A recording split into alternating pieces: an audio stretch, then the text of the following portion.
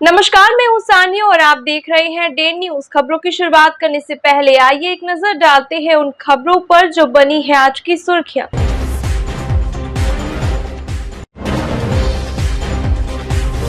नाव हादसे के दूसरे दिन मिली 4 लाशें, अभी भी लापता है आधा दर्जन से अधिक लोग। दिल दहला देने वाला एक वीडियो आया सामने।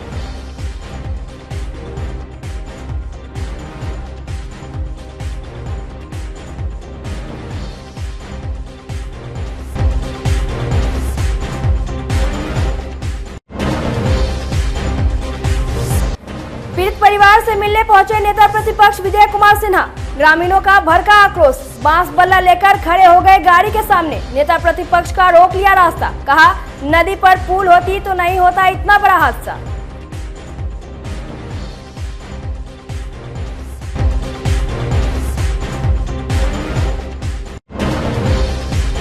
और एक बार फिर रामचरितमानस पर विवादित बयान देकर बुरे फंसे हैं शिक्षा मंत्री चंद्रशेखर। विपक्ष के नेताओं ने मुख्यमंत्री से कर दी शिक्षा मंत्री को बर्खास्त करने की मांग।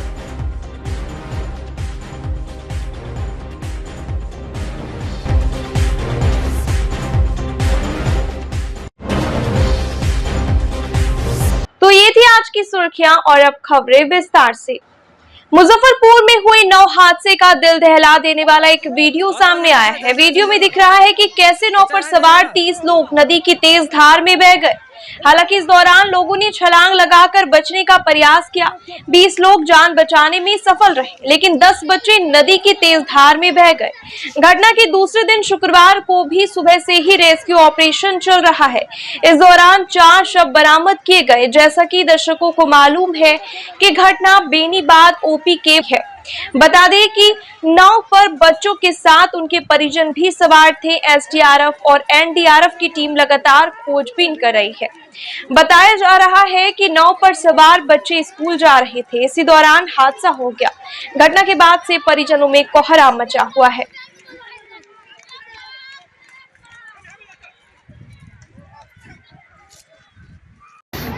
नाव में गया था कोटा लाने के लिए। नया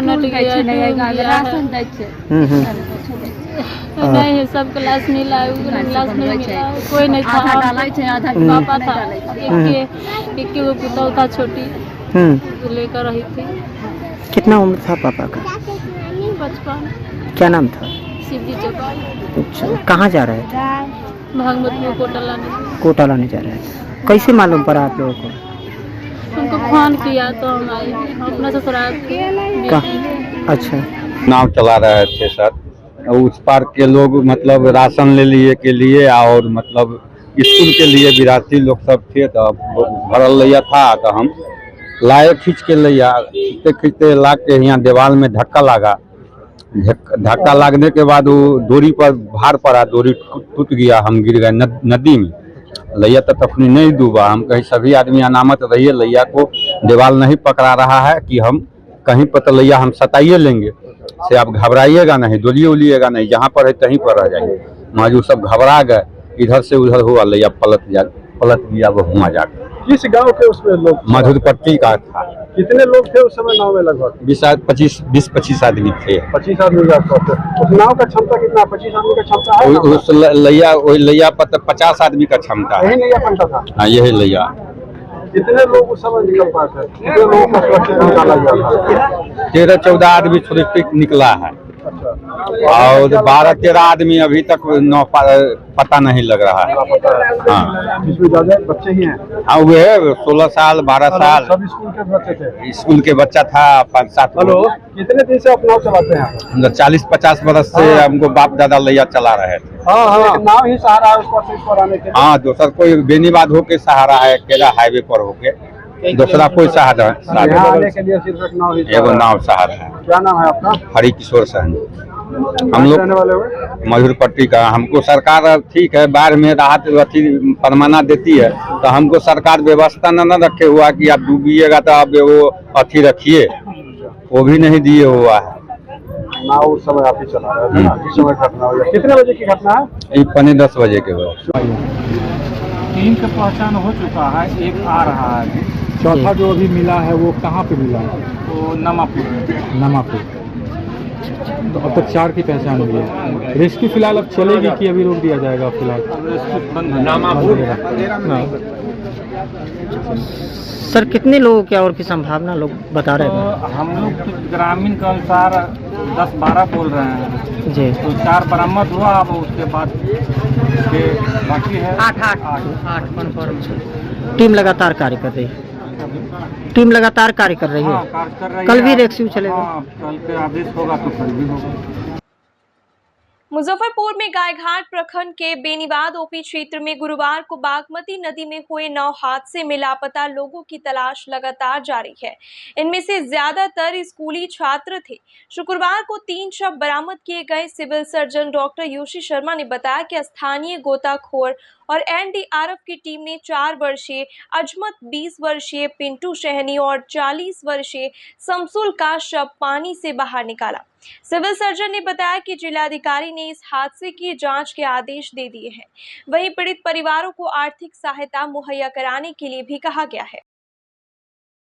कल तक तो 7 लोग वहाँ पर इलाज के लिए आए थे गायघाट अस्पताल में। 7 लोग सुरक्षित हैं, लोग खतरे से बाहर है।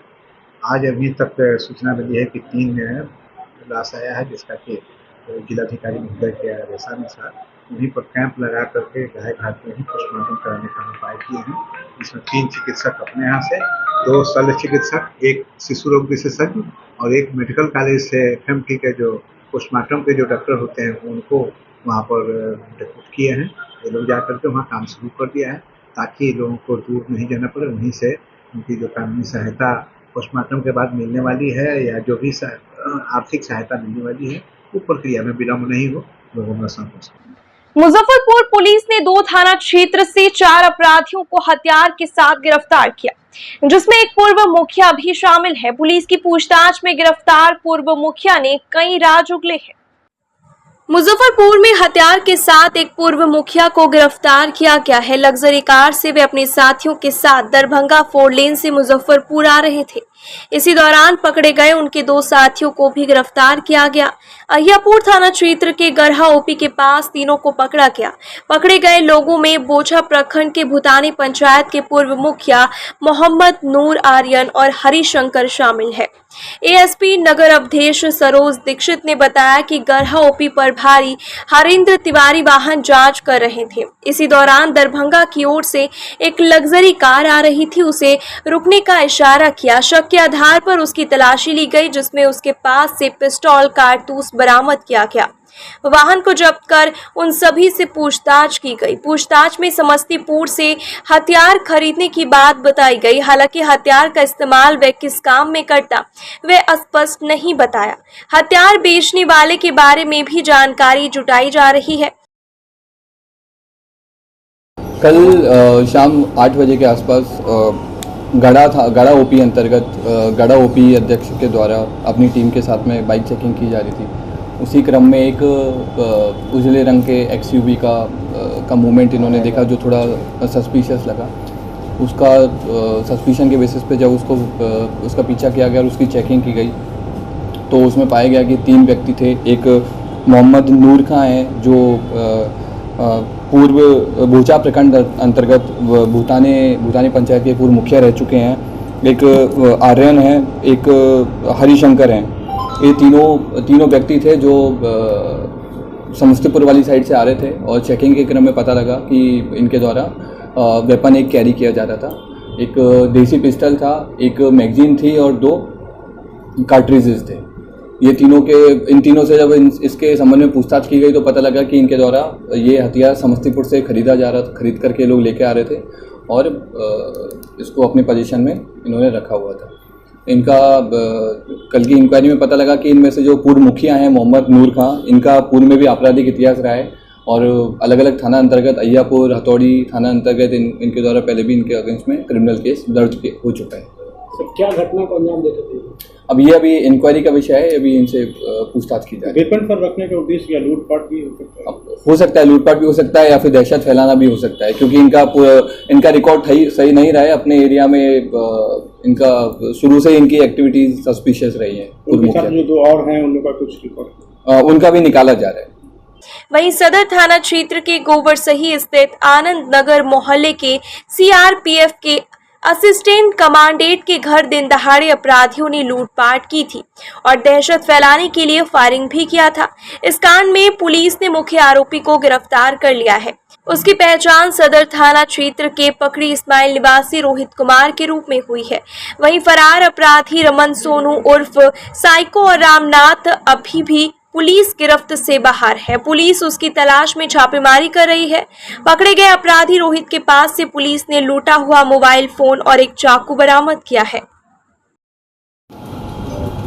दिनांक 3/9/2023 को सदर थाना अंतर्गत गोबरशाही एरिया में आनंद नगर में एक सत्यनारायण कुमार जी हैं, जिनके लड़के असिस्टेंट कमांडेंट है सीआरपीएफ में। उनकी माताजी के साथ में 4 लोगों ने दिन दहाड़े घर में घुस करके लूटपाट की और भागते हुए फायरिंग की ताकि दहशत फैला सकें। इसके संदर्भ में एक कांड दर्ज किया गया, जिसके आयोग खुद सदर इंस्पेक्टर थे और टीम का गठन किया गया डीआईयू और सदर थाने की टीम के द्वारा। और गठन करने के बाद में टेक्निकल इन्वेस्टिगेशन और मैनुअल इन्वेस्टिगेशन के तहत पता किया गया कि इसमें 4 लोग जो शामिल हैं, उनमें से एक आदमी का नाम रमन है जो सरैया पुलिस स्टेशन का रहने वाला है, दूसरा रामनाथ है जो पकड़ी इस्माइल का रहने वाला है, तीसरा सोनू उर्फ साइको है जो पकड़ी इस्माइल का रहने वाला है और चौथा रोहित है जो कथैया थाना का रहने वाला है। इन चारों के द्वारा घटना को कारित किया गया। कारित करने से पहले ये लोग लीची गाछी है, वहाँ पर सब लोग बैठे हैं, वहाँ पे प्लान किया है। प्लान करने के बाद में अंदर घुसे हैं, घर में रेकी की गई है। जब पाया कि महिला अकेली थी तो अंदर घुस करके घटना को कारित किया, मोबाइल को छीना और भी बाकी चीज़ें छीनने की कोशिश की जा रही थी। उसी दौरान में जैसे ही शोर शराबा हुआ तो सब लोग भाग निकले और फायरिंग की। इसमें एक आदमी को गिरफ्तार किया गया है, रोहित को। उसके पास से जो छीना हुआ मोबाइल था उसको बरामद किया गया है और जिस चाकू के का डर दिखा करके घटना को कारित किया गया था उसको भी रिकवर किया गया है और बाकी लोगों की गिरफ्तारी के लिए पूरा प्रयास जारी है। इनमें से कई लोग ऐसे हैं जो पूर्व में भी जेल जा चुके हैं और इनका आपराधिक इतिहास रहा है। तो अगल बगल में ही रहते थे क्या? ये सब लोग रहने वाले अगल बगल के ही हैं, लेकिन एक लीची गाछी है बगल में जहाँ पे बैठ करके ये लोग प्लान किए थे। पिस्टल वगैरह रिकवर तो हो पाई? अभी पिस्टल रिकवर नहीं हुआ है, लेकिन जिस चाकू से लोग अंदर घुस करके महिला को डराया गया था वो चाकू हम लोगों ने रिकवर कर लिया। और लोग अभी पुलिस गिरफ्त से फरार? हाँ, बाकी फरार हैं, उनकी गिरफ्तारी जल्दी की जाएगी। मुजफ्फरपुर में डेंगू के आधा दर्जन नए मरीज मिले हैं। इसके साथ संख्या 41 पहुंच गई। 6 मरीजों को भर्ती कराया गया है, जिसमें 5 मरीज का एसकेएमसीएच और 1 मरीज का इलाज प्रसाद अस्पताल में चल रहा है। Civil surgeon doctor UC Sharma ने बताया कि एसकेएमसीएच में भर्ती मोतिहारी का इलाज, नागालैंड, मीनापुर का मरीज कोटा, मिठनपुरा का मरीज पटना और साहिबगंज का मरीज स्थानीय स्तर पर डेंगू की चपेट में आ गया। सदर अस्पताल में अभी डेंगू का कोई मरीज भर्ती नहीं है। मेडिकल में भर्ती किसी मरीज की हालत गंभीर नहीं है। सभी जगह से लगातार रिपोर्ट लेकर प्रतिदिन राज्य मुख्यालय को भेजी जा रही है। डेंगू के सर कुछ नहीं कर 6 और बढ़ा है। कल तक 35 था, 6 बढ़कर के 41 हो गया है। 3 चिकनगुनिया का है, जिसमें 1 केवल चिकनगुनिया है, 2 चिकनगुनिया और डेंगू दोनों। जो मामले आए हैं कहाँ के? पूरा भिन्न भिन्न जगह का है। एग्जैक्ट ब्लॉक का तभी नहीं देखे हैं, लेकिन जिला का मतलब 6। मुजफ्फरपुर रेलवे स्टेशन का नामकरण शहीद खुदीराम बोस और प्रफुल्ल चंद्र चाकी के नाम पर मोकामा रेलवे स्टेशन का नामकरण करने की मांग के साथ शुक्रवार को नागरिक मोर्चा ने डीएम के माध्यम भारत सरकार के गृह मंत्रालय को ज्ञापन सौंपा। मोर्चा के महासचिव मोहन प्रसाद सिन्हा ने कहा कि मुजफ्फरपुर और मोकामा रेलवे स्टेशन का नाम शहीदों के नाम पर करने के लिए वे लगातार आंदोलन और सत्याग्रह कर रहे हैं। उन्होंने बताया कि पिछले महीने एक स्मारक पत्र रेल मंत्री को भेजा गया था। उसके जवाब में रेल महाप्रबंधक वाणिज्य हाजीपुर से एक पत्र प्राप्त हुई, जिसमें कहा गया कि गृह मंत्रालय ही रेलवे स्टेशन के नाम में बदलाव को अनुमोदित करने में सक्षम प्राधिकारी है, इसलिए गृह मंत्रालय को पत्र लिखे। क्या कुछ किया? अमर शहीद खुदीराम बोस एवं प्रफुल्ल चंद्र चाकी के नाम पर रेलवे स्टेशनों के नामकरण के संबंध में 11 अगस्त 2023 को हम लोगों ने रेलवे स्टेशन पर सत्याग्रह करके रेल मंत्रालय को स्मार पत्र भेजा था कि मोकामा स्टेशन का नाम अमर बलिदानी प्रफुल्ल चंद्र चाकी के नाम पर किया जाए और मुजफ्फरपुर रेलवे स्टेशन का नाम अमर बलिदानी खुदीराम बोस के नाम पर किया जाए। तो उसके बाद अभी एक सप्ताह पहले एक पत्र आया था रेल विभाग का, फिर कल एक पत्र आया है महाप्रबंधक वाणिज्य हाजीपुर कार्यालय से कि आप स्टेशन के नाम बदलने संबंधित अपना स्मार पत्र और अपना पत्र आप सीधे गृह मंत्रालय को भेजें। गृह मंत्रालय स्वतंत्र है इस कार्य को करने के लिए।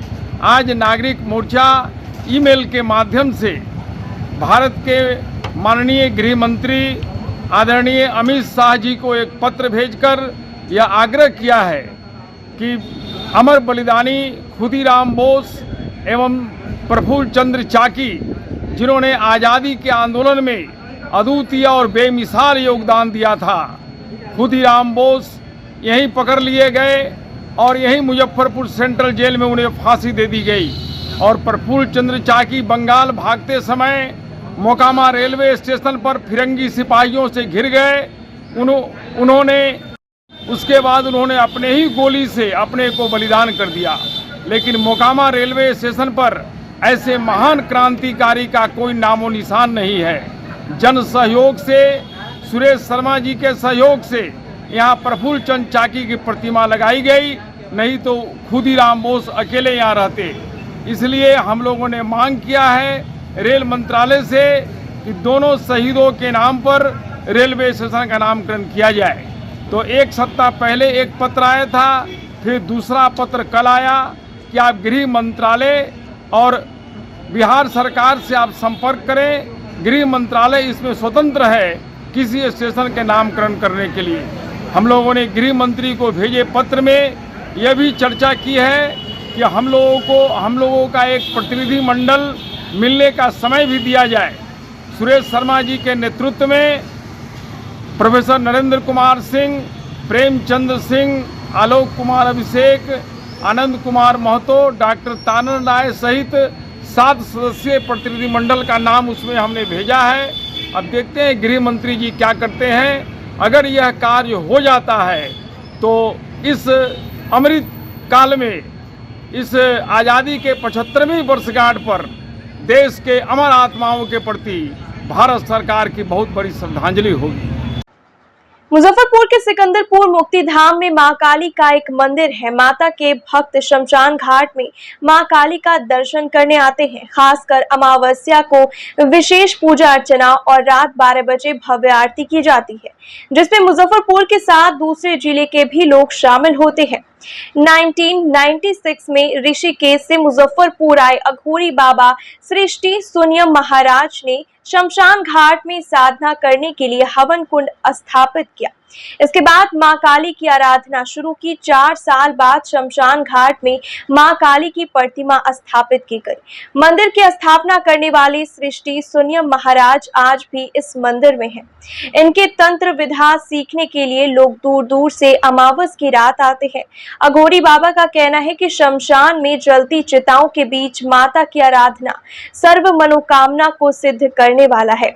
वहीं सिद्धि प्राप्त करने के लिए पहुंचे गरीब स्थान मंदिर के पुजारी अभिषेक पाठक ने कहा कि अमावस्या की रात यहां सिद्धि प्राप्त करने के लिए दूर दूर से अघोरी और पुजारी पहुंचते हैं। कि हमारी एक भतीजी है, उसके पेट में एक पत्थर था, तो डॉक्टर बोली हुई थी कि ये ऑपरेशन होगा तो बसदानी को भी काट के निकाल दिया जाएगा। तो इस समस्या के लिए बाबा के पास आए थे, बाबा को बोले थे तो संतावना दिए थे कि ठीक हो जाएगा, बसदानी नहीं काटनी पड़ेगी। तो अभी डॉक्टर ऑपरेशन की है तो बसदानी बच गया। यहाँ पे आस्था है, यहाँ पे आस्था है। मानते हैं कि यहाँ पे आने से हुआ है। यहाँ पे आने से हुआ है। मेरा पीको सेंटर ब्रह्मपुरा थाना चौक पे दुकान है। क्या नाम हो गया आपका? हाँ, यहाँ आना जाना होता था मेरा, रिश्तेदार लोग हैं। हाँ, उनके माध्यम से हमें पता हुई कि यहाँ एक गुरुदेव रहते हैं और निस्वार्थ भावना से लोगों की सेवा करते हैं। हमने भी यहाँ आए, हमने अपने मन की व्यथा को रखा, उनके सामने बताया हमने कि हम गुरुदेव इस तरह से पीड़ित रहते हैं, और उन्होंने इस पे बहुत समय देकर अमल किया। और मुझे ठीक करने में उनका संपूर्ण योगदान रहा। ठीक हो गए आप? हाँ बिल्कुल ठीक हूँ मैं। कितना दिन से यहाँ पे? यहाँ पे कितना दिन से नहीं हूँ, मैं आते जाते रहता हूँ। विश्वास नहीं, अटूट विश्वास है, क्योंकि यहाँ किसी से कोई लेना देना नहीं होता। सबसे बड़ी चीज़ ये है, और निस्वार्थ भावना से सेवा की जाती है। यहाँ किसी के साथ भेदभाव नहीं होता। शमशान में आते होंगे तो डर बिल्कुल नहीं लगता। डर तो मुझे घर में लगता था, यहाँ डर नहीं लगता। क्या नाम है आपका? मेरा नाम मणिशंकर। शमशान में शमशान काली का वास है और यहाँ हमारी साधना जो है, ये समझिए कि प्रथम बार हम 1983 में यहाँ आए हैं। उसके बाद 1996 से हमारी लगातार साधना है। 1996 में ये हवन कुंड की स्थापना हुई है। उस समय हम यहाँ साधना करते थे, तो बरसात के समय जो है यह स्थान जो है हमारी साधना का होता था, क्योंकि पूरी जगह यहाँ पानी भरा रहता था। और उसी समय में यहाँ जो है बरसात के टाइम पे बहुत सी लाशें जो है यहाँ से वापस जाती थी। तो एक विजन तैयार हुआ कि नहीं, शमशान का विकास होना चाहिए। ये जो लाशें यहाँ से वापस चली जाती है, बहुत से होते हैं जानवर भी यहाँ पे दफनाए जाते हैं, बच्चे भी दफनाए जाते हैं, बहुत से बूढ़े भी दफनाए जाते हैं। उन लोगों को जगह नहीं मिलती थी और उस समय गिद्ध बहुत थे। अब तो गिद्ध आपको दिखाई नहीं देते हैं, तो वो सब गिद्ध नोच नोच के खाया करते थे। तो उस विजन से जो है इस स्थान की स्थापना की गई है और 2000 में जो है इस मूर्ति की स्थापना की गई है और धीरे धीरे इसका क्रमिक विकास हुआ है। जो आज आप शमशान देख रहे हैं इस तरह, एक समय था यहाँ पे जो है रानी सती मंदिर से आगे जो है 5 बजे के बाद भी आदमी आते हुए डरता था, क्योंकि लाइट वगैरह की कोई व्यवस्था नहीं थी, कोई बस्ती वगैरह यहाँ पे नहीं थी। और यहाँ पे अभी जो है अमावस्या और पूर्णिमा को विशेष पूजा होती है, जो आज आप देख रहे हैं। ये भादव की अमावस्या है। भादव की अमावस्या को में जो है तंत्र साधना का विशेष महत्व है, इसलिए देखिए बहुत से पंडित लोग भी आए हैं, सब अपनी अपनी साधना कर रहे हैं। और हर एक तरह की मनोकामना यहाँ पूरी होती है। सांसारिक मनोकामना है, परमार्थिक है, आध्यात्मिक है। जो जिस भाव से आता है, जिस भाव से यहाँ पे पूजा प्रार्थना करता है, उसकी वो सिद्धि होती है। काफी भीड़ देखने को मिल रहा है अमावस्या पर। हाँ, अब देखिए रात में आपको एक मेला मिल रहा है। ये सुबह 3-4 बजे तक रहेगा। अभी 12 बजे यहाँ पे आरती होती है, उसके बाद यहाँ भोग लगेगा, भोग के बाद प्रसाद वितरण होता है। होते होते 2-3 बजे ही आते हैं। दूर से लोग आते हैं, मनोकामना पूरी होती है। हाँ, दूर दूर से लोग आते हैं, जिस चीज़ को पता लगता है। हाँ, मनोकामना पूरी होती है तभी आते हैं लोग। समस्याओं का समाधान होता है। बहुत से असाध्य रोगी जो है वो यहाँ पे ठीक होके जाते हैं। कैंसर पीड़ित हैं, किडनी से फेलियर हैं, ब्रेन हेमरेज वाले हैं, लंग कैंसर वाले हैं, ये सब होते हैं। 60-70% सही होते हैं। अब जिसको उसने उम्र दे रखी है तो सही हो जाता है। अब जिसकी उम्र ही नहीं है तो उसमें हमारी कोशिश भी इतनी कम रहती है। आज विशेष पूजा में क्या कुछ होता है यहाँ पे? आज की विशेष पूजा में यहाँ पे जो है अमावस्या को बलि होता है। ये तांत्रिक जगह है, तो तांत्रिक जगह पे यहाँ बलि विधान है। यहाँ पे बलि होता है। उसके बाद जो यही पंडित जी सब जो है अपना हवन करते हैं। आपने इधर देखा है, उधर अंदर भी पूजा पाठ कर रहे हैं। नीचे शमशान में भी साधना होती है, वहाँ भी पूजा पाठ चल रही है। और उसके बाद जो प्रसाद वितरण होता है, प्रसाद वितरण। मुजफ्फरपुर के गाय घाट इलाके में हुए भीषण नाव हादसे में अब तक 4 लोगों की लाश मिल चुकी है, वहीं 8 लोग अभी भी लापता है। घटना के बाद शुक्रवार की शाम बिहार विधानसभा के नेता प्रतिपक्ष विजय कुमार सिन्हा मृतकों के परिजनों से मिलने मधुपट्टी पहुंचे। विजय सिन्हा ने पीड़ित परिवार से मुलाकात कर सांत्वना दी। इस दौरान आक्रोशित ग्रामीणों ने विजय कुमार सिन्हा का रास्ता रोक लिया। विजय कुमार सिन्हा जब परिजनों से मिलने पहुंचे तब उग्र भीड़ ने पुल की मांग करते हुए जमकर बवाल मचाया और नेता प्रतिपक्ष का बांस बल्ला से रास्ता रोक दिया। काफी समझाने के बाद लोगों ने विजय कुमार सिन्हा को जाने दिया। घटना को लेकर विजय कुमार सिन्हा ने सरकार पर जमकर प्रहार किया। उन्होंने कहा कि सीएम शहर में रहते हुए भी पीड़ितों के बीच नहीं पहुंचे, ये उनकी संवेदनाहीनता की प्रकाष्ठा है।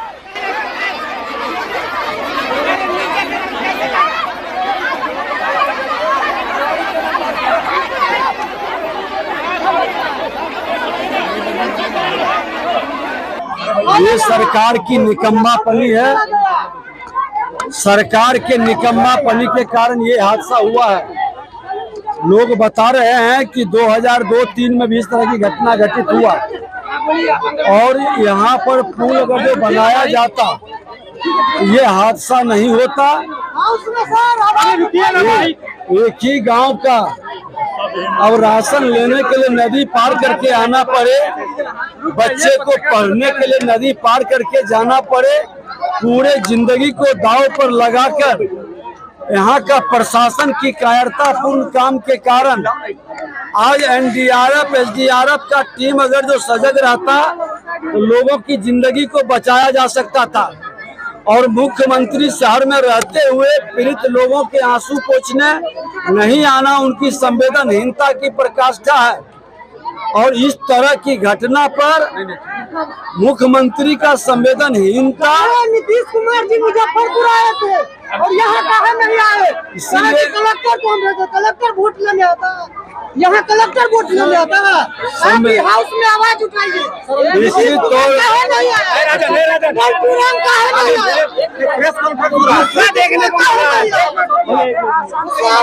ये सरकार को जवाब देना होगा।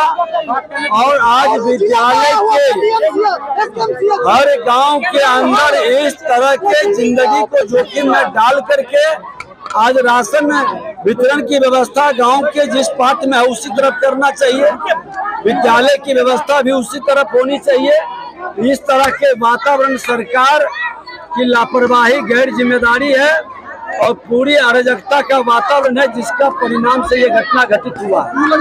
इंडिया गठबंधन ने अपने प्रवक्ताओं को कई न्यूज चैनल के पत्रकारों के साथ टीवी डिबेट में भाग नहीं लेने का पत्र जारी किया है। इस पर नेता प्रतिपक्ष विजय कुमार सिन्हा का कहना है कि मीडिया पर सेंसर लगाना तो इनका पुराना काम है, कभी इमरजेंसी के नाम पर तो कभी और। उन्होंने कहा कि अविनाश काले विपरीत बुद्धि वाली बात है। पत्रकारों से देखिए, इंडिया गठबंधन पूरी तरह से घबराई हुई, डरी हुई है और अपने भ्रष्टाचार वंशवादी मानसिकता का उजागर होने से, कार्रवाई से भयभीत हैं और वो संवैधानिक संस्था पर भी चोट करता है। अब पत्रकारिता पर चोट करने के लिए इस तरह की मानसिकता उनका विकृत चेहरा को उजागर कर रहा है। जो INDIE के सामने वो चेहरा छुपा कर आए थे, उस चेहरा का स्पष्ट झलक दिखाई पड़ रहा है। देखिए, पत्रकार का भी अपना जमात होता है।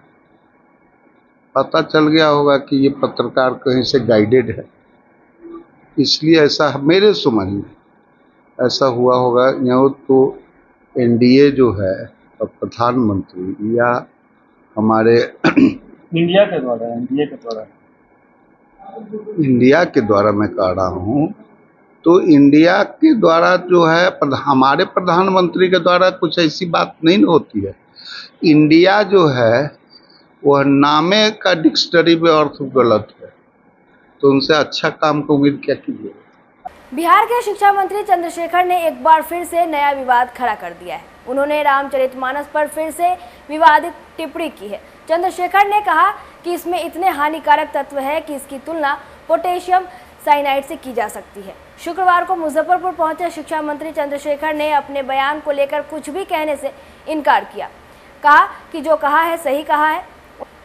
उनके विवादित बयान पर नेता प्रतिपक्ष विजय कुमार सिन्हा ने उन्हें शिक्षा मंत्री के बजाय अशिक्षा मंत्री कहते हुए कहा कि उन्हें इस ग्रंथ को ध्यानपूर्वक पढ़ना चाहिए। वहीं पूर्व मंत्री सुरेश शर्मा का कहना है कि शिक्षा मंत्री जैसे प्रतिष्ठित पद पर बैठे इस शख्स को ज्ञान ही नहीं है। रामचरितमानस में इसी के लिए आए आप? अब वहाँ हो गया, बड़ी बात समझिए। यहाँ शिक्षा के मंदिर में हम लोग आप जी क्वालिटी एजुकेशन करने आए हैं कि बाकी चीज तो चल रहा है मीडिया। देखिए, मानसिक रूप से विकृत लोग हैं, इस पद के योग्य नहीं है, पद संभल नहीं रहा है। अपनी जिम्मेवारी के खामी को छुपाने के लिए इस तरह के बयान दे रहे हैं। लगातार टिप्पणी की जा रही है। पहले देखिए, ये एजेंडा है INDIA गठबंधन की एक एजेंडा है, सनातन को अपमानित करो, कलंकित करो, ताकि तुष्टीकरण की राजनीति में हम वोट प्राप्त कर सकें। और ये पूरे माँ भारती के सनातन हिंदुओं के प्रति इस तरह का वक्तव्य दुखद और दुर्भाग्यपूर्ण है। ऐसे लोगों को सबक सिखाना चाहिए। देखिए, शिक्षा मंत्री को लोग शिक्षित समझता है, लेकिन दुर्भाग्य की बात है कि बिहार का शिक्षा मंत्री उन्हें अशिक्षित मंत्री के नाम से लोग पुकार रहा है। इसलिए कि रामचरितमानस मनुष्य का राम के तरह चरित्र होना चाहिए, उसका दस्तावेज रामायण है। तो मनुष्य का चरित्र राम के चरित्र का वर्णन हिंदू या दूसरे देश के लोग भी कहते हैं कि अगर कोई सबसे बढ़िया चरित्र है विश्व में, देखिए आपको क्या लगता है कारण? ये बहुत गलत। देखिए ये लोग चाहते हैं ना कि उल्टा सीधा बात बोल करके हम लोग मीडिया में और पब्लिक में बने रहें, लेकिन उसका विपरीत परिणाम होगा। ये लोग कहीं के नहीं रहेंगे, न इनको मीडिया से सम्मान मिलेगा, न इनको समाज से सम्मान मिलेगा, क्योंकि महात्मा गांधी जो राष्ट्र के पिता हैं, उन्होंने अपने पुस्तक में लिखा है कि मैं सनातनी हिंदू हूँ। तो महात्मा गांधी को राष्ट्रपिता सभी लोग देश के लोग मानते हैं। विदेश के लोग भी आए थे G20 में, तो जाकर के महात्मा गांधी के पर पुष्पांजलि अर्पित किए। तो आप समझिए कि इस तरह का यह सनातन धर्म पर बोलना, इस तरह के बात बोलने वाले आदमी शायद या तो विक्षिप्त मानसिकता के माने जाएंगे, या वो कुछ नहीं अच्छे काम का उनका प्रचार होता है तो कुछ खराबे बात बोल करके प्रचार हो जाए।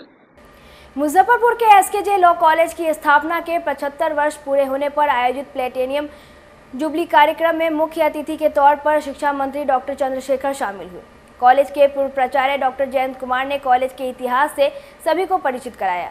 इसके बाद शिक्षा मंत्री ने विभिन्न प्रतियोगिताओं में सफल छात्र छात्राओं को पुरस्कार देकर सम्मानित किया।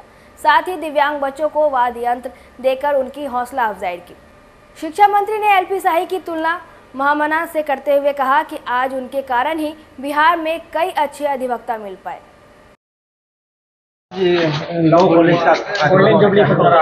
महामना आप सबसे बिहार से और देश से परिचित LP शाही साहब के द्वारा स्थापित यह महाविद्यालय मुझे आने का गौरव प्राप्त, और समाज के लोगों से कहना चाहता हूं, शिक्षा ही ऐसी क्षेत्र है, शिक्षा से ही मनुष्य के जीवन का अंधकार, समाज का अंधकार और दुनिया का अंधकार दूर हो सकता है।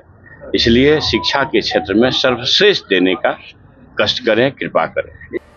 भारतीय सार्थक पार्टी की शुक्रवार को मुजफ्फरपुर में आयोजित कार्यकारिणी की बैठक के बाद राष्ट्रीय अध्यक्ष रामेश्वर कुमार उर्फ पप्पू महतो और बिहार के प्रदेश अध्यक्ष सुधीर कुमार ओझा ने बताया कि भारतीय सार्थक पार्टी और 20 छोटे छोटे दल जो ना तो इंडिया गठबंधन में है और ना ही NDA गठबंधन में है, आपस में गठबंधन कर सर्वसम्मति से तीसरा मोर्चा हिंदुस्तान गठबंधन बनाया गया है। इस गठबंधन के 5 सदस्यीय कमेटी का गठन कर लिया गया है, जिसमें सावर्ण प्रकोष्ठ के राष्ट्रीय अध्यक्ष हरिराम मिश्रा को संयोजक एवं सह संयोजक, बिहार प्रदेश अध्यक्ष सुधीर कुमार ओझा, दिल्ली प्रदेश अध्यक्ष विक्रमादित्य, उत्तर प्रदेश अध्यक्ष राम प्यारे चौहान और बंगाल प्रदेश अध्यक्ष मदन प्रसाद को अधिकृत किया गया है। हिंदुस्तान गठबंधन में शामिल सभी दलों की घोषणा अक्टूबर माह में आयोजित संयुक्त प्रेस वार्ता के दौरान की जाएगी। की ओर से आज के प्रेस वार्ता का मेरा उद्देश्य है कि भारतीय सार्थक पार्टी ने NDA गठबंधन और इंडिया गठबंधन से अलग जो छोटे छोटे दल हैं, उन सबों से हमारी वार्ता हुई है और हम लोगों ने एक तीसरा मोर्चा का निर्माण किया है। उस तीसरा मोर्चा का नाम हिंदुस्तान हम लोगों ने रखा है, जो सर्वसम्मति से इसका नाम हिंदुस्तान पड़ा है। इसकी मैं घोषणा करता हूं आज, और उस अंतिम रूप देने के लिए, गठबंधन का अंतिम रूप देने के लिए हमने एक 5 सदस्यीय कमेटी बनाई है, जिसमें हमारे पार्टी के सवर्ण प्रकोष्ठ के राष्ट्रीय अध्यक्ष हरिराम मिश्रा जी संयोजक बनाए गए हैं। साथ ही 4 प्रदेश, बिहार प्रदेश के प्रदेश अध्यक्ष श्री सुधीर कुमार ओझा जी जो अधिवक्ता हैं हमारे, वो और दिल्ली प्रदेश अध्यक्ष विक्रम महतो, बंगाल प्रदेश अध्यक्ष मदन प्रसाद जी और यूपी प्रदेश राम प्यारे चौहान जी, 5 सदस्यीय कमेटी बनाई गई है, जो गठबंधन से सीट शेयरिंग दुनिया जो भी बात करनी है, फाइनल अंतिम ये लोग जो है जो रिपोर्ट देंगे, उसके आधार पर हम फिर प्रेस के वार्ता के दौरान पूरी बात आप लोग के सामने में रखेंगे कि किस पार्टी को कितना सीट कहां से लड़ना है, हमारी पार्टी कहां से लड़ेगी, इसकी घोषणा मैं बाद में करूंगा। साथ ही अभी जो गायघाट प्रखंड में जो नाव से जो बच्चे डूब गए हैं उसमें लगभग हम समझते हैं 30 से अधिक बच्चे और महिलाएं थी, जिसमें आपके अखबार के माध्यम से पता चला कि 12 लोग का पता नहीं है, लेकिन हमारा मानना है कि 12 से अधिक लोग उसमें दुर्घटना ग्रसित हुए हैं। मैं उनके प्रति शोक संवेदना व्यक्त करता हूं, उनके परिजनों को ईश्वर से कामना करता हूं कि इस विकट परिस्थिति में, दुख की घड़ी में उनको ईश्वर धैर्य दे, सहन शक्ति दे, क्योंकि जिनके बच्चे चले गए वो कितना मर्माहत होंगे ये वही समझ सकते हैं, हम लोग सिर्फ दुआ कर सकते हैं। आज प्रेस वार्ता का मुख्य उद्देश्य हमारे राष्ट्रीय अध्यक्ष ने आपको बताया है। हम लोग का मुख्य उद्देश्य यही था कि तीसरा मोर्चा का गठन भारतीय सार्थक पार्टी ने आज किया है। लगभग छोटे से बड़े दलों को मिलाकर के 20 दल हम लोग से वार्ता अंतिम दौर में है और नाम भी हमारे राष्ट्रीय अध्यक्ष ने बताया है कि हम लोग का तीसरा मोर्चा का नाम हिंदुस्तान होगा। उस हिंदुस्तान का पूरा फुल फॉर्म मैं आपको बता दूं कि मानव प्रभाव राष्ट्र लोकतंत्र संघ धर्मनिरपेक्ष क्षेत्र गठबंधन, इसका नाम पूरा फुल फॉर्म है जो हिंदुस्तान ने रखा है। और आगे की रणनीति भी जो हमारे राष्ट्रीय अध्यक्ष ने आपको बताया है कि चुनाव लड़ने के लिए जो कमेटी बनी है गठबंधन से फाइनल करने के लिए, वह गठबंधन से कमेटी कल से ही इस कार्य में लग जाएगी। इसके साथ ही राष्ट्रीय अध्यक्ष के निर्देशानुसार कमेटी का विस्तार करते हुए हमने कंचन मिश्रा जो कि उच्च न्यायालय के वरिष्ठ अधिवक्ता हैं, उनको महिला सेल का अध्यक्ष के साथ साथ धीरज कुमार सिंह को युवा का राष्ट्रीय अध्यक्ष बनाया गया है और युवा प्रकोष्ठ में सूरज भगत को प्रधान महासचिव बनाया गया है। वीरेंद्र चौधरी को दलित प्रकोष्ठ, राकेश कुमार पासवान को प्रधान महासचिव दलित प्रकोष्ठ में और अल्पसंख्यक सेल में ओवैस अहमद को मनोनयन किया गया है। इसके साथ ही प्रदेश उपाध्यक्ष पद पर वीर बहादुर महतो और सनोज चौहान को महासचिव के पद पर मनोनयन किया गया है विस्तार करते हुए, और इसकी कमेटी का आज विस्तार भी की गई है। साथ ही इसके साथ साथ मोर्चा का गठन भी किया गया है और कमेटी जो मोर्चा गठन की गई है उसमें जो वार्ता अन्य दलों से करेगा, सीट का सभी सीटों पर प्रत्याशी का चयन हम लोगों ने कर लिया था, परंतु जो अन्य दल गठबंधन में आए हैं जिनसे वार्ता हो रही है उनसे फाइनल वार्ता होने के बाद कौन सीट पर कौन पार्टी लड़ेगा और कौन दल से गठबंधन हम लोग का हुआ है, इस सब की घोषणा अगले कमेटी में अगले बैठक में कर दी जाएगी। उस दल के साथ हम लोग प्रेस वार्ता करेंगे आप लोगों के साथ। हम लोग इसको चूंकि एक कार्यक्रम हम लोग 7 अक्टूबर को करने जा रहे हैं मुजफ्फरपुर में विशाल रैली, उसके बाद अक्टूबर के लास्ट तक हम लोग इसका घोषणा कर देंगे। अखिल भारतीय विद्यार्थी परिषद ने शुक्रवार को बिहार विश्वविद्यालय के गेट पर कुलपति का पुतला फूंका। परिषद के महानगर मंत्री अभिनव राज ने कहा कि कुलपति दलालों के माध्यम से आरा से ही विश्वविद्यालय चला रहे हैं। उन्होंने कहा कि पैट का संशोधित रिजल्ट अभी तक जारी नहीं हुआ है। आम छात्रों का कोई काम नहीं हो रहा है, सिर्फ वैसे छात्रों के कार्य हो रहे हैं जो पैसा दे देते हैं। परीक्षा विभाग दलालों का अड्डा बना हुआ है। मौके पर विश्वविद्यालय इकाई अध्यक्ष रविभूषण शुक्ला, प्रदेश कार्यकारिणी सदस्य मयंक मिश्रा, जिला संयोजक दीपांकर गिरी सहित दर्जनों कार्यकर्ता मौजूद रहे।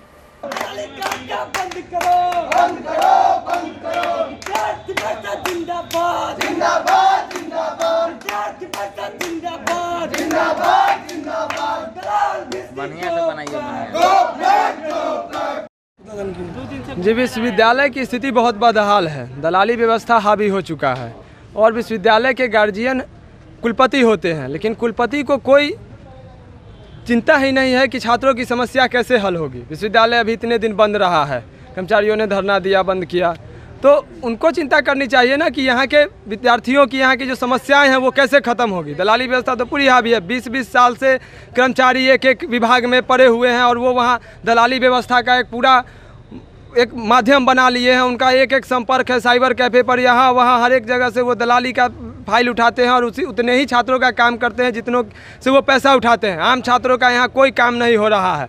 फिर 20-20 साल से जो कर्मचारी हैं उनका तबादला क्यों नहीं होता है? एक स्थान पे 20 साल से बैठे हुए हैं। उसके बाद कन्या उत्थान में दलाली है, वहाँ DSW को कोई टेंशन नहीं है कि वहाँ पे दलाली जो है वो कैसे बंद होगा, आम छात्रों का काम वहाँ कैसे होगा। उसके बाद परीक्षाएं जो हो रही है उसमें भी समस्याएं हैं। तो इतनी समस्याएं में वो आरा बैठे हुए हैं, उनको यहाँ आकर के चिंता करनी चाहिए थी छात्रों की कि उनकी समस्याएं कैसे हल होंगी। वो आरा बैठे हुए हैं, तो यहाँ कहीं ना कहीं एक परमानेंट कुलपति की आवश्यकता है जो यहाँ रह करके यहाँ के छात्रों की चिंता करें, यहाँ की व्यवस्था की देखभाल करें कि यहाँ की व्यवस्थाएं कैसे सही होगी। पैट का रिजल्ट उन्होंने कहा कि संशोधित रिजल्ट जो EWS और वीलो का जो 11 को जारी होना था, विथ हेल्थ का, वो 11 को जारी होना था, अभी तक उन्होंने जारी नहीं किया है, विलम्ब हो रहा है। उसमें क्या हो रहा है, उसमें फाइलें उठ रही हैं, उसमें दलाली हो रहा है, हर एक चीज़ में दलाली इन्होंने लगा रखा है। बिना दलाली के यहाँ कोई काम नहीं हो रहा है, बिना पैसे के कोई काम यहाँ पे नहीं हो रहा है। इसको लेकर के हम लोगों ने आज पुतला दहन किया है। अगर व्यवस्थाएं नहीं सुधरती है तो हम लोग आगे भी इनके खिलाफ आंदोलन करेंगे और लगातार करेंगे जब तक व्यवस्थाएं नहीं सुधरती है। अखिल भारतीय विद्यार्थी परिषद के द्वारा विश्वविद्यालय में अभी कुलपति का पुतला दहन किया गया है और पुतला दहन का मुख्य पर्पस यही है कि वो विश्वविद्यालय में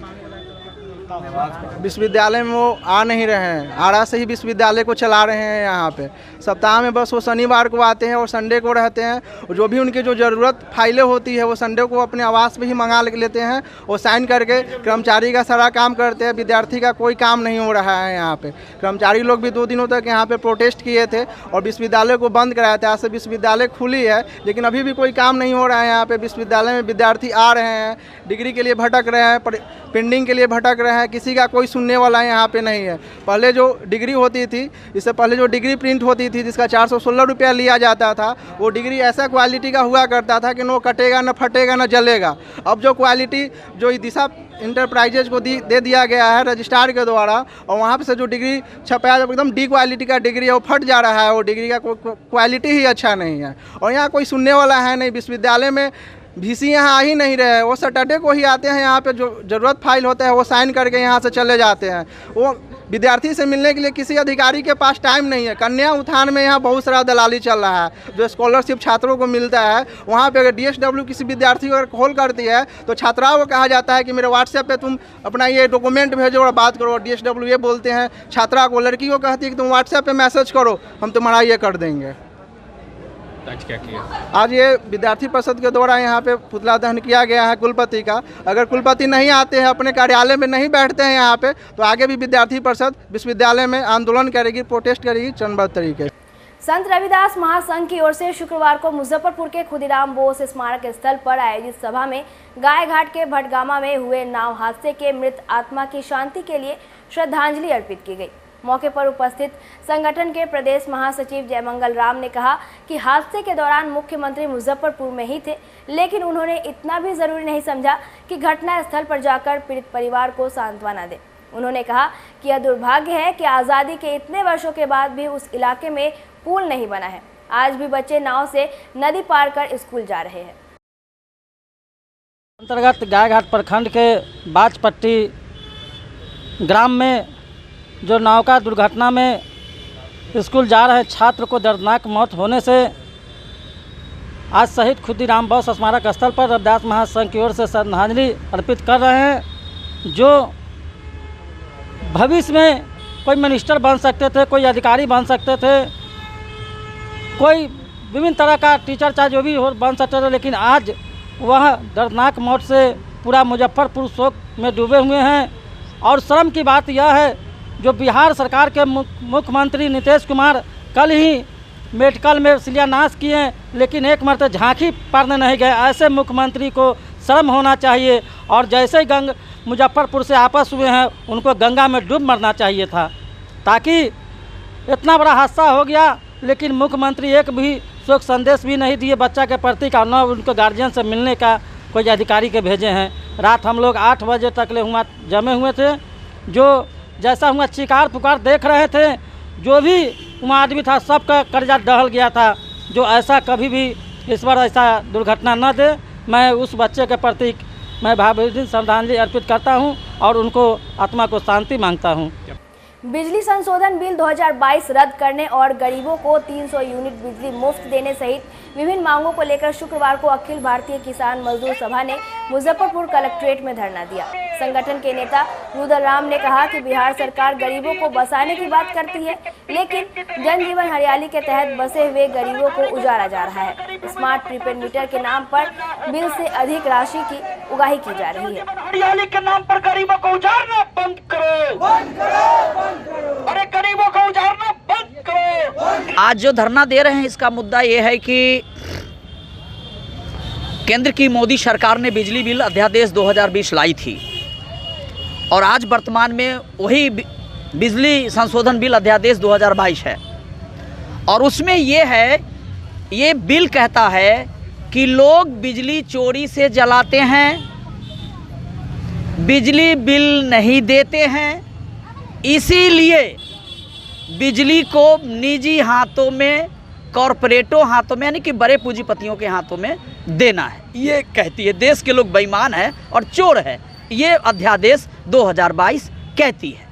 और उसी की कड़ी है जो वर्तमान की जो बिहार की महागठबंधन की सरकार है, ये सरकार नीतीश सरकार जो है, तेजस्वी जी की सरकार है, ये सरकार भी इस प्रीपेड मीटर योजना उसकी कड़ी के रूप में ये भी लागू कर रही है, जो बिल्कुल गरीब विरोधी, जन विरोधी योजना है, एक जिसको समाप्त किया जाए।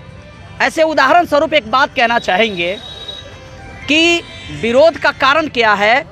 विरोध का नीतिगत कारण है कि एक तरफ गरीब के घर में मान लिए उन्हें 400 का बिजली है, 400 बिजली बिल है और कल सुबह में बिजली कटनी है और उनके घर के बच्चे या परिवार के सदस्य कोई बीमार है, तो क्या सुबह रिचार्ज कराएंगे कि वो बच्चों को दवा खरीदेंगे। दूसरी बात कि किसी गरीब के घर में सूखा अनाज है यानी कि आटा है, चावल है और सुबह उनके घर में भी बिजली कटनी है और दाल नहीं है, सब्जी नहीं है, नमक नहीं है, मसाला नहीं है, प्याज नहीं है, धनिया नहीं है, तो सारा और सुबह उनको भी बिजली कटनी है, तो क्या वो रिचार्ज कराएंगे या पूरा परिवार खाना खा के सोएंगे। सवाल यहाँ है, वर्तमान जो व्यवस्था बिजली की चल रही है वो इस व्यवस्था में क्या है, यदि वो 400-500 का बिल भी है, चाहे वो गरीब हो या कोई किसान हो, उनके पास भी 1000 रुपये का बिल आ गया है या आम आदमी के साथ आ गया है, तो क्या होगा कि अपने आमद के हिसाब से 2 दिन गैप करके, 4 दिन गैप करके, 5 दिन 200-100 करके दे देंगे, तो क्या है जी कि बिल भी मिलती रहेगी और वो बिजली भी निरंतर उनको मिलती रहेगी। तो हम ये चाहते हैं, अखिल भारतीय किसान मजदूर सभा ये चाहती है कि इस व्यवस्था को बहाल रखें, कि ऐसा नहीं है जो देश के लोग चोर और बेईमान हैं जो बिजली बिल नहीं दे रहे हैं। अभी सरकार तो बिजली कंपनियां, अभी तो सरकार तो जो north Bihar power corporation distribution corporation limited है ना, तो ये तो मुनाफे में सब चल रही है और भी कंपनी मुनाफे में चल रही है। तो दूसरा जी, यदि सवाल पर धरना हो रही है, यदि मांग नहीं पूरी होती है तो इसके खिलाफ और भी सशक्त आंदोलन करेंगे। जहां भी बिहार सरकार गैर मजरूआ ज़मीन है, हम लोग उस सबको लेकर भी आंदोलन करेंगे, नहीं करेंगे तो और सशक्त आंदोलन करेंगे। मुजफ्फरपुर के आरडीएस कॉलेज मैदान में 19 सितंबर से शुरू हो रहे गणपति उत्सव और स्वराज पर्व को लेकर पुणे में निर्मित गणपति बप्पा और लोकमान्य बाल गंगाधर तिलक की प्रतिमा शुक्रवार को मुजफ्फरपुर पहुंच गई। जिले के मोतीपुर में पुणे से पहुंची भगवान गणपति और लोकमान्य तिलक की प्रतिमा की पूजा अर्चना की गई। मुजफ्फरपुर से पहुंचे सैकड़ों श्रद्धालु और आयोजन समिति के सदस्यों ने बाजे गाजे के साथ गणपति बप्पा का स्वागत किया।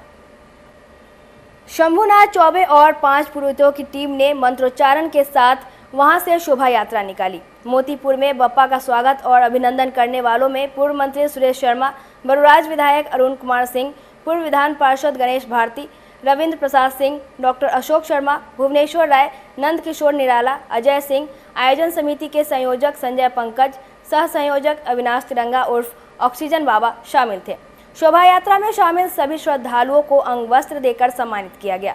शोभा यात्रा के मुजफ्फरपुर प्रवेश करने पर लक्ष्मी चौक पर अति पिछड़ा आयोग के पूर्व राष्ट्रीय अध्यक्ष भगवान लाल सहनी, पूर्व मेयर सुरेश कुमार, हर्षवर्धन ठाकुर, सुनील पांडे, महाकाल सेवा दल के आकाश कुमार और नव संचेतन के पंकज कुमार के नेतृत्व में स्वागत किया गया। ब्रह्मपुरा के पास डॉक्टर एच.एन. भारद्वाज और डॉक्टर अनुराधा भारद्वाज के नेतृत्व में पूजा अर्चना की गई। जुरन छपरा स्थित महामाया स्थान पर पूर्व पार्षद हरिओम कुमार और आचार्य रंजीत नारायण तिवारी के नेतृत्व में स्वागत और अभिनंदन किया गया।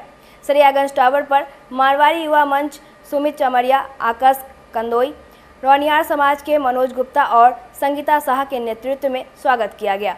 बाबा गरीब स्थान पर बप्पा की अपने पिता भगवान शंकर से मिलन सा नज़ारा उत्पन्न हो गया। यहाँ पूर्व विधायक केदार प्रसाद गुप्ता, प्रधान पुजारी विनय पाठक, मेयर निर्मला साहू, केपी पप्पू सहित कई गणमान्य लोग मौजूद रहे। इस तरह शहर के विभिन्न मार्गों से होते हुए गणपति बप्पा की प्रतिमा आरडीएस कॉलेज परिसर पहुंची।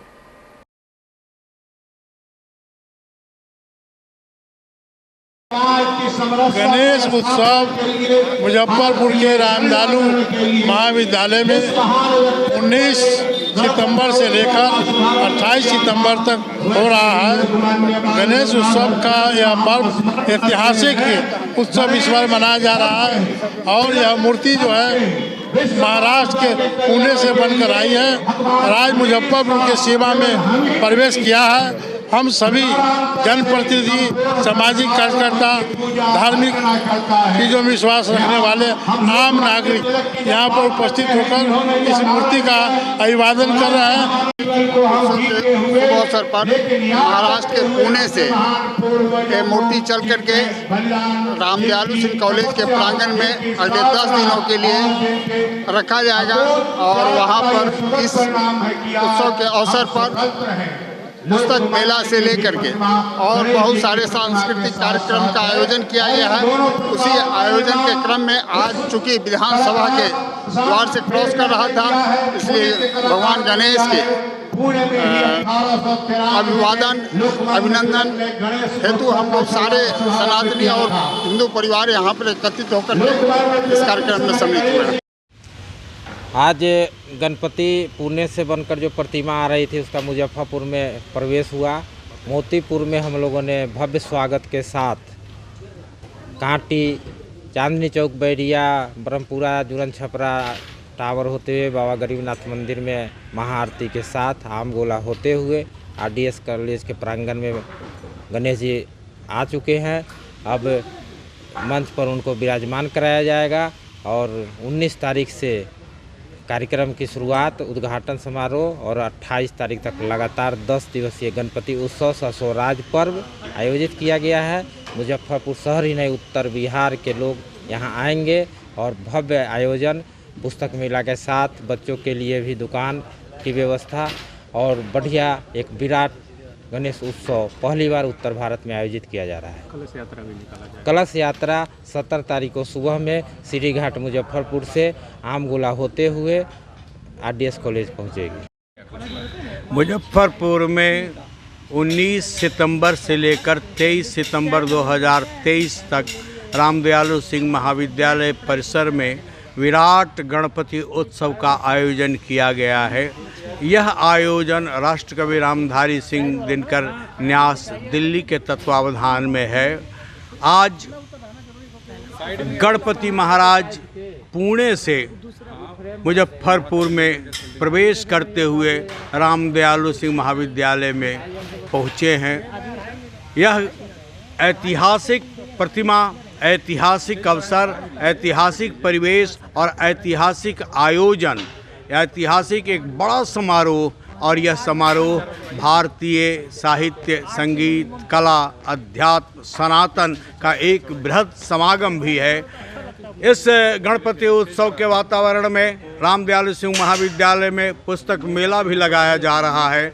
विभिन्न प्रकाशनों की महत्वपूर्ण पुस्तकें उपलब्ध रहेगी और केंद्र में स्वराज्य पर्व हर दिन 10 दिवसीय इस आयोजन में स्कूल के छात्र छात्राओं के लिए, वयस्कों के लिए, बुजुर्गों के लिए, माताओं के लिए और कला प्रेमियों के लिए भी, सकारात्मक सोच के खासो आम नागरिक के लिए भी हर तरह का आयोजन किया गया है।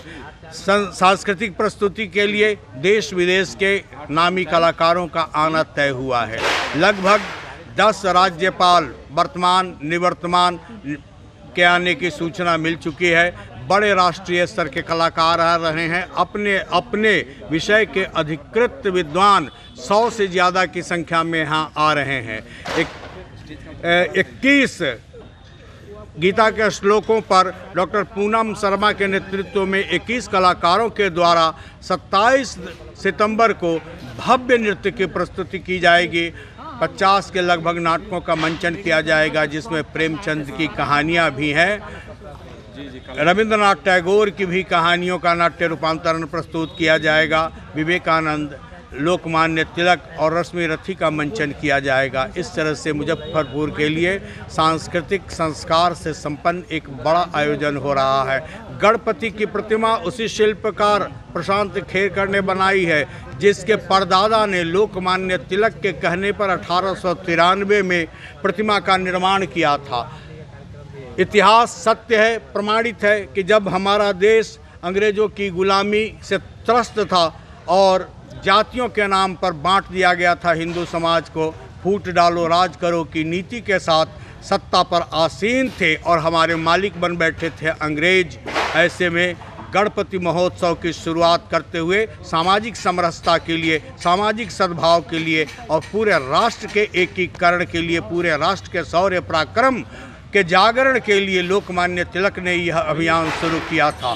जब भाईचारा का शहर है, गणपति महोत्सव के अवसर पर मैं मुजफ्फरपुर वासियों को, समस्त बिहार वासियों को बहुत बहुत शुभकामनाएं देते हुए उन्हें आमंत्रित करता हूं कि आए विघ्न विनाशक गणपति की पूजा अर्चना के इस वातावरण में अपने सुख सौभाग्य को जागृत करने के लिए भी निश्चित रूप उपस्थित हों, सपरिवार उपस्थित हों। ऐसे गणपति का उत्सव एक ऐतिहासिक उत्सव है। हम जैसे गणपति के दर्शन के लिए, सिद्धि विनायक के दर्शन के लिए मुंबई यात्रा पर जाते हैं, उनकी स्थापना, लाल बाग के गणेश जी की स्थापना 1934 में हुई है, जबकि 1893 में लोकमान्य तिलक ने गणेश महोत्सव की शुरुआत कर दी थी। तो भारतीय समाज की एक रूपता के लिए, एकजुटता के लिए, एकबद्ध होने के लिए गणपति महोत्सव का क्या महात्म्य है, महत्व है, यह समझने जानने का एक अवसर है और इस अवसर का लाभ निश्चित रूप से सब लोग उठाएं। मीडिया के बंधुओं के माध्यम से, मीडिया के विभिन्न माध्यमों से आमंत्रित है आप सब। गणेश सबके हैं, तिलक सबके हैं। विश्व मानवता के कल्याण के लिए ही भारत के महापुरुष जाने जाते हैं। भारत विश्व गुरु था, तो ऐसे ही वैभवशाली सनातनी परंपरा के सांस्कृतिक आयोजनों के कारण, आध्यात्मिक आयोजनों के कारण इस स्वराज्य पर्व में भारतीय सनातन ज्ञान, विज्ञान, साहित्य, संस्कृति, कला, साहित्य का बृहद एक समागम होने जा रहा है। इस समागम का लाभ मुजफ्फरपुर बोचहा निवासी मोहम्मद असलम अख्तर को उपराष्ट्रपति जगदीप धनखड़ ने डिग्री देकर सम्मानित किया है। यह सम्मान शुक्रवार को माखनलाल चतुर्वेदी राष्ट्रीय पत्रकारिता एवं संचार विश्वविद्यालय भोपाल में आयोजित चतुर्थ दीक्षांत समारोह में दिया गया। बता दें कि असलम अख्तर माखनलाल चतुर्वेदी राष्ट्रीय पत्रकारिता एवं संचार विश्वविद्यालय के न्यू मीडिया विभाग से मास्टर ऑफ साइंस NMT की डिग्री हासिल की है। उपराष्ट्रपति से डिग्री मिलने पर असलम के परिवार वाले काफ़ी खुश हैं। बता दें कि असलम अख्तर मुजफ्फरपुर के कई मीडिया संस्थान में अपना योगदान दे चुके हैं। उन्होंने दैनिक भास्कर, न्यूज़ नेशन, जोश टॉक और डेन न्यूज़ चैनल में भी योगदान दिया है। हाजी डॉक्टर आबिद हुसैन, एहसन अहमद, उमर फारूक समेत अन्य लोगों ने उन्हें बधाई दी है। मुजफ्फरपुर के मोतीपुर बाजार स्थित मोदी स्मृति भवन में गुरुवार की देर शाम मारवाड़ी युवा मंच की ओर से भाद्र अमावस्या पर रानी दादी का मंगल पाठ एवं भजन संध्या और दादी की ज्योत जलाई गई। इस मौके पर अर्पिता शर्मा ने दीनहीन का दुख हरने को, जड़गड़ मंगल करने को, शक्ति प्रकटी जो नाम पतित पावन दादी नाम भजन ने क्षमा बांधी। दादी रानी सती के भजनों पर श्रोता जमकर झूमे। अंकिता शर्मा के यह शक्ति है जगदम्बा माँ, यही भवानी दुर्गा माँ, नारायणी है इसका नाम, पतित पावन दादी नाम के भजन से श्रोताओं को थिरकने पर मजबूर कर दिया। बालाजी डांस ग्रुप के महिला कलाकारों के अद्भुत भक्ति गानों के नृत्य पर भक्तजन रात भर थिरकते रहे। कार्यक्रम को सफल बनाने में मंच के अध्यक्ष रवि चौधरी, राजा नथानी, नारायण मोदी, साकेत नथानी, संजीव जला जलान, कौशल अग्रवाल, संदीप जलान, पीयूष नथानी, संजय अग्रवाल ने प्रमुख भूमिका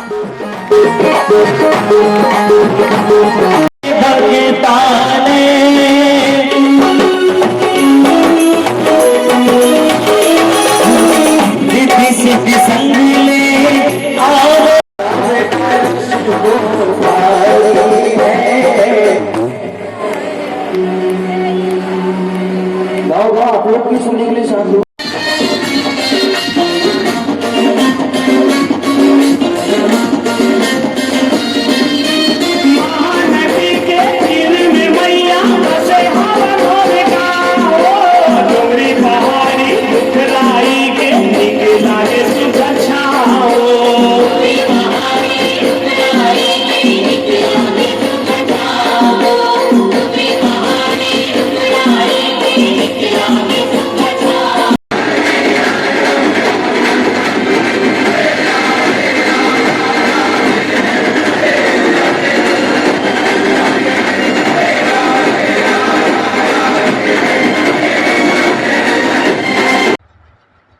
आज की खबरों में बस इतना ही। कल फिर मिलेंगे कुछ नई खबरों के साथ। तब तक के लिए डे न्यूज परिवार को दीजिए इजाजत। नमस्कार।